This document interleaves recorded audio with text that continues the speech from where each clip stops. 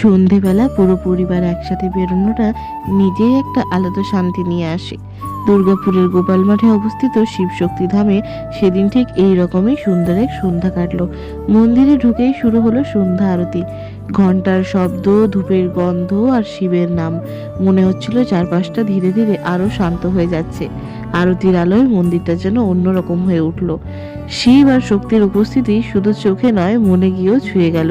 আরতি শেষ হতেই চোখে পড়ল মন্দিরের অপরূপ সৌন্দর্য। সন্ধেবেলায় আলো দিয়ে সাজানো শিবশক্তি ধাম ঠিক যেন স্বর্গের কোনো কোণা। আলোর ঝিলিক, শান্ত পরিবেশ আর পরিবারের মানুষের সাথে সেই মুহূর্তটা ভাগ করে নেওয়া, সব মিলিয়ে মনে হচ্ছিল এটা শুধু একটা মন্দির ভিজিট নয়, এটা একটা সুন্দর স্মৃতি। তারপরে শিবশক্তি ধাম, যেখানে সন্ধ্যার আলোয় মনটা অকারণেই ভরে যায় শান্তিতে। আমার ভিডিও ভালো লেগে থাকলে চ্যানেলটা তোমরা সাবস্ক্রাইব করে দিও, আর এই রকম আরো অন্যান্য ভিডিও দেখার জন্য বেল আইকন